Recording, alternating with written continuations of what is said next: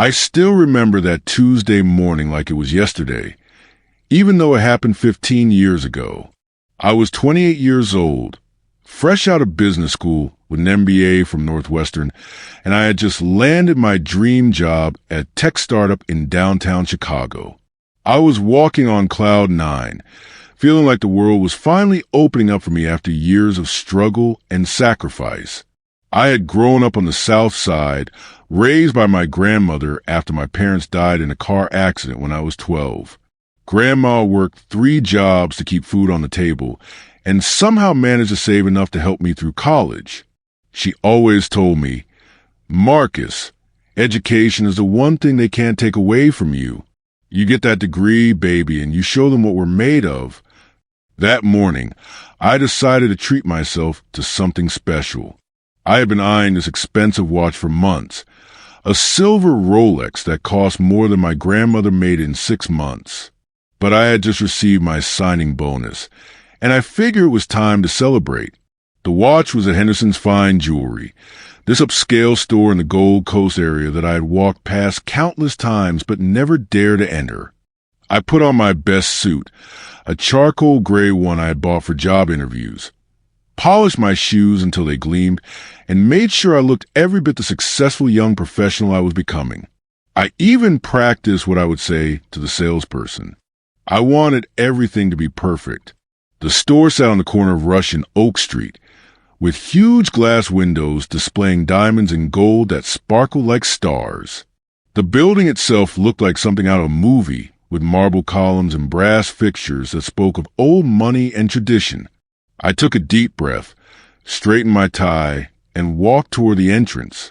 As I approached the heavy glass doors, I noticed a white man in a security uniform standing just inside.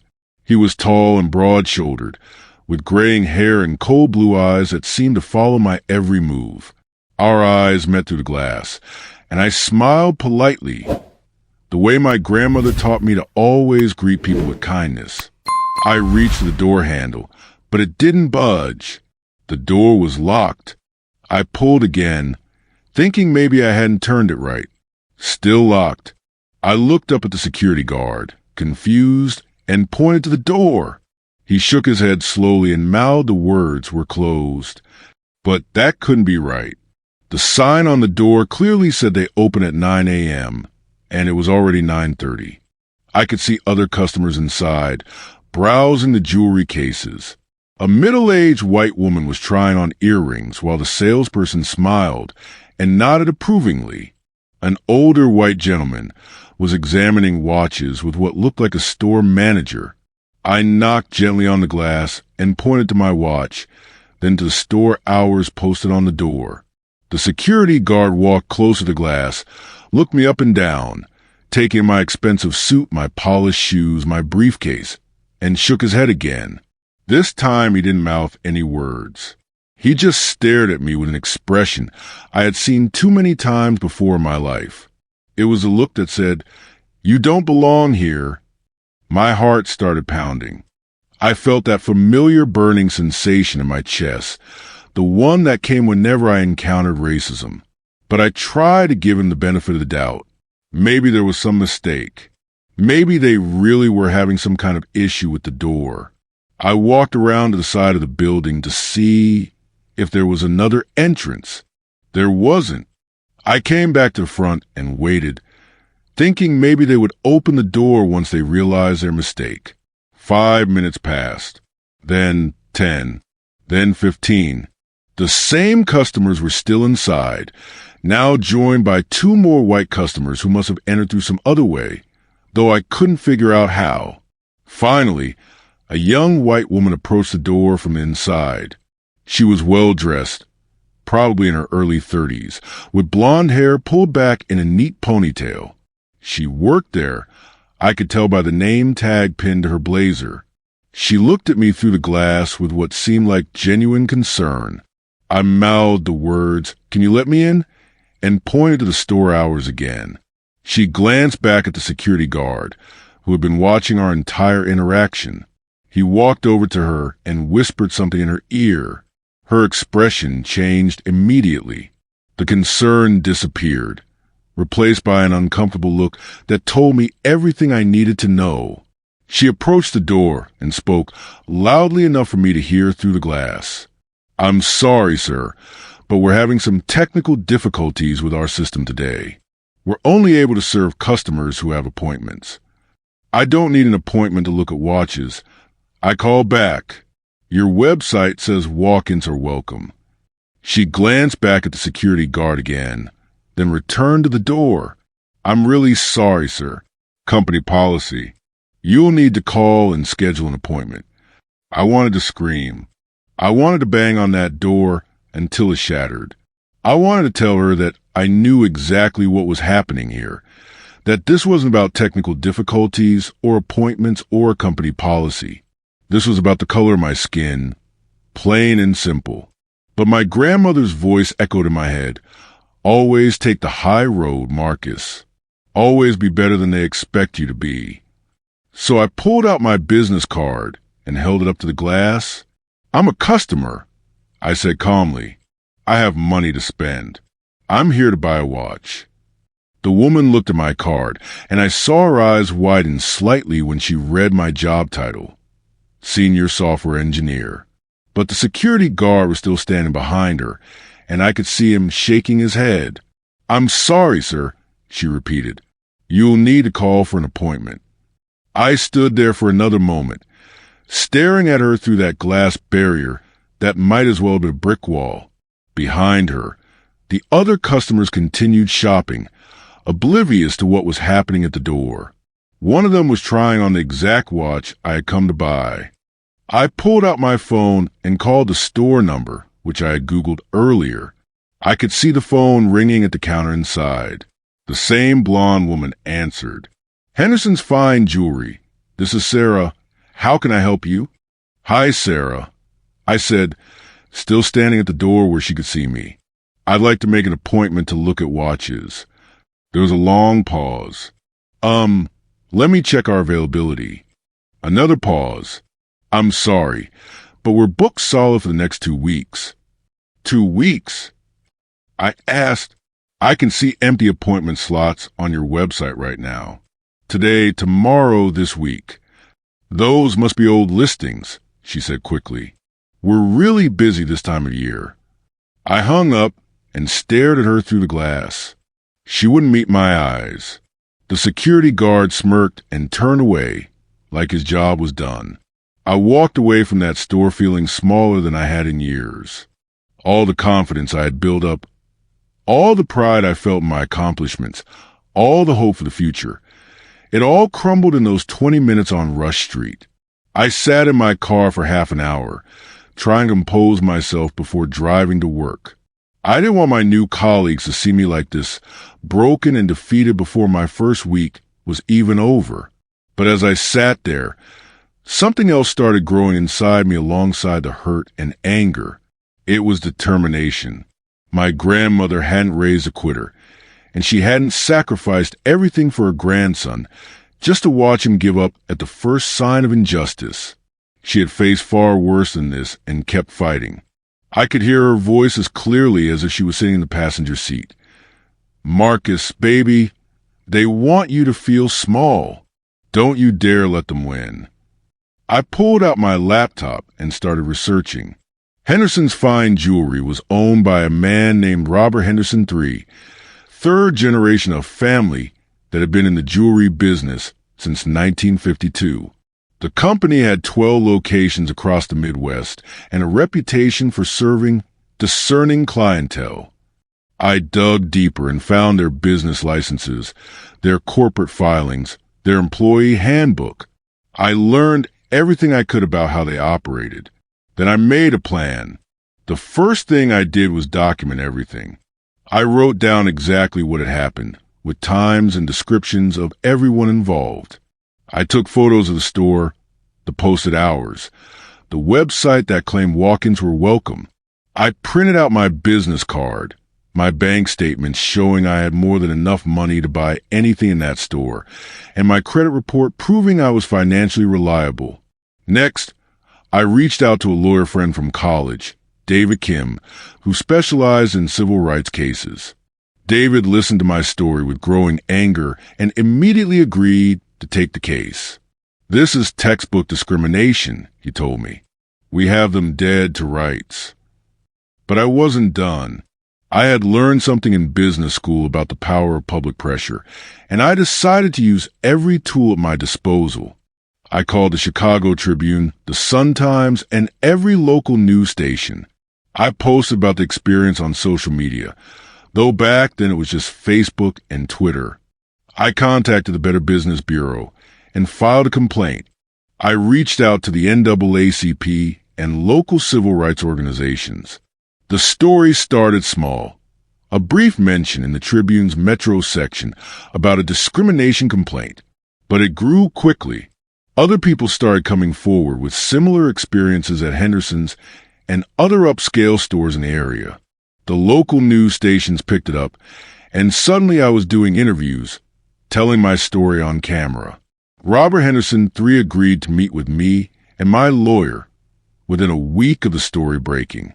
He was a man in his 60s with silver hair and expensive clothes, exactly what you'd expect from someone who inherited a jewelry empire. We met in a conference room at David's law firm, and Henderson came with 3 lawyers of his own. "This is all a big misunderstanding," Henderson said before I could even sit down.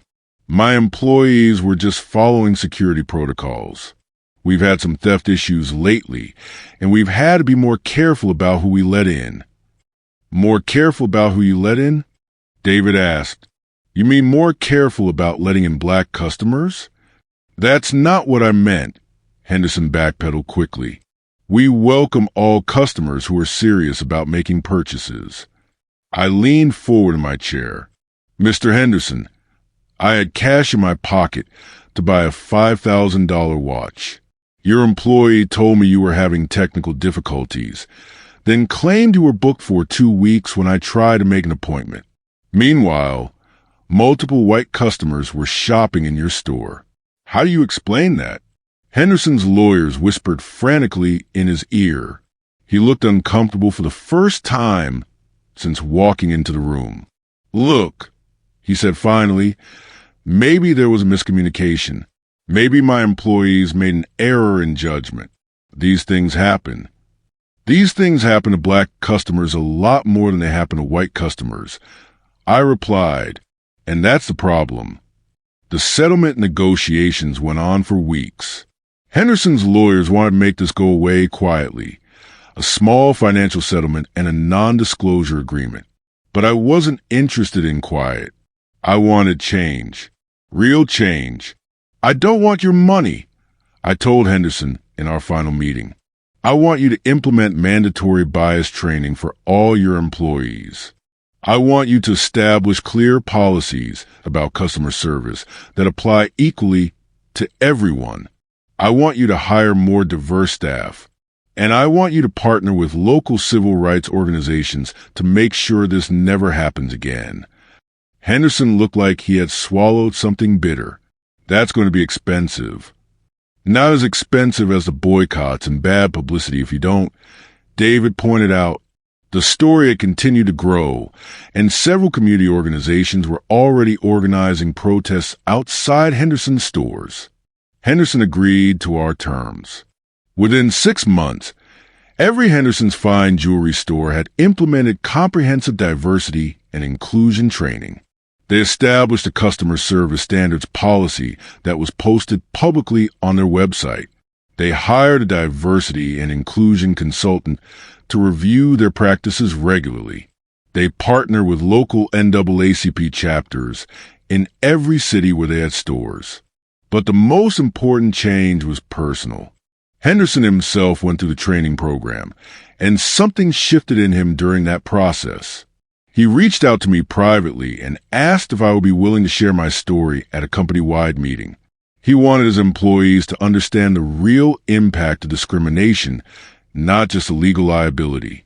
I agreed, and 6 months after being denied entry to his store, I stood in front of 200 Henderson's employees and told them about that Tuesday morning. I talked about my grandmother and her sacrifices. I talked about what it felt like to be judged by the color of my skin instead of the content of my character. I talked about the dreams and ambitions that almost got crushed by 20 minutes of discrimination. When I finished speaking, there wasn't dry eye in the room. Several employees came up to me afterward to apologize and to share their own stories about unconscious bias they had recognized in themselves. Sarah, the blonde woman from the store, was one of them. She cried as she apologized, and I could see that she genuinely understood how wrong her actions had been. "I was scared," she admitted. "The security guard told me you look suspicious, and I just trusted his judgment without thinking about why he thought that.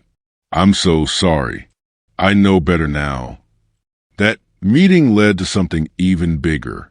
Other retailers heard about what Henderson's was doing and started reaching out to me. They wanted to implement similar programs in their own companies. I found myself becoming an informal consultant on diversity and inclusion in retail, helping businesses understand how unconscious bias affects their customers and their bottom line. Within 2 years, I had left my tech job to start my own consulting firm, focusing on helping businesses create more inclusive environments. The work was challenging but rewarding in a way that coding never had been. I was taking something terrible that happened to me and turning it into positive change for thousands of other people. 5 years after that morning at Henderson's, I was invited to speak at a national retail conference in New York. The audience was made up of executives from some of the biggest retail chains in America. As I walked onto that stage, I thought about my grandmother and how proud she would have been to see her grandson in that moment. I told him the same story I've told you about being denied entry to a store for being black. But I also told him about what happened next, how one act of discrimination led to systemic changes that affected hundreds of thousands of customers across the Midwest, how it sparked a movement that was still growing, how it proved that sometimes the worst moments in our lives can become the catalyst for the most important work we'll ever do. The standing ovation that followed wasn't just for me. It was for everyone who had ever been denied entry, overlooked, or dismissed because of who they were. It was for my grandmother and all the grandmothers who had fought battles so their grandchildren could stand on stages like that one. It was for the future customers who would be treated with dignity and respect because businesses had learned to do better. That Tuesday morning 15 years ago changed the trajectory of my entire life. What started as one of the most humiliating experiences I had ever endured became a foundation for the most meaningful work I had ever done. It taught me that sometimes the most powerful response to injustice isn't anger or despair. It's strategic action aimed at creating lasting change. Henderson's Fine Jewelry is still in business today, and they've maintained their commitment to inclusive practices. Robert Henderson III and I became unlikely allies in the fight against retail discrimination, speaking together at conferences and working together on policy recommendations for the retail industry. The security guard who initially denied me entry was quietly reassigned to a different position where his biases couldn't affect customers. But the most important change happened in my own heart. I learned that I couldn't control how other people saw me or treated me, but I could control how I responded to their actions. I could choose to be defeated by discrimination, or I could choose to be motivated by it. I could let it make me smaller, or I could use it to make the world bigger and more inclusive for everyone who came after me. My consulting firm now has offices in 12 cities and has worked with over 500 companies to improve their diversity and inclusion practices. We've trained tens of thousands of employees and helped create policies that protect millions of customers from the kind of discrimination I experienced. Every time I walk into a store and see diverse staff serving diverse customers with equal respect and dignity, I think about that Tuesday morning and smile. Sometimes people ask me if I ever went back to Henderson's to buy that watch. I did. About a year after our settlement was finalized, Sarah was the one who helped me, and she was genuinely excited to assist me in finding the perfect timepiece. I chose the same Rolex I had originally wanted, and as she was processing my payment, she looked up at me with tears in her eyes. "Thank you," she said quietly. "Thank you for not giving up on us. Thank you for helping us become better. I wear that watch every day, not as a symbol of success or status, but as a reminder of the power we all have to transform pain into purpose, to turn discrimination into opportunity, and to make sure that what happened to us never happens to anyone else." Every time I look at it, I remember my grandmother's words about education being something they can't take away from you. But I learned that day that there's something even more powerful than education. It's the courage to stand up for what's right and the persistence to see change through to the end. That's what happened next after they denied me entry to a store for being black. It wasn't just historic. It was transformative, not just for me, but for an entire industry and the countless people it serves every single day.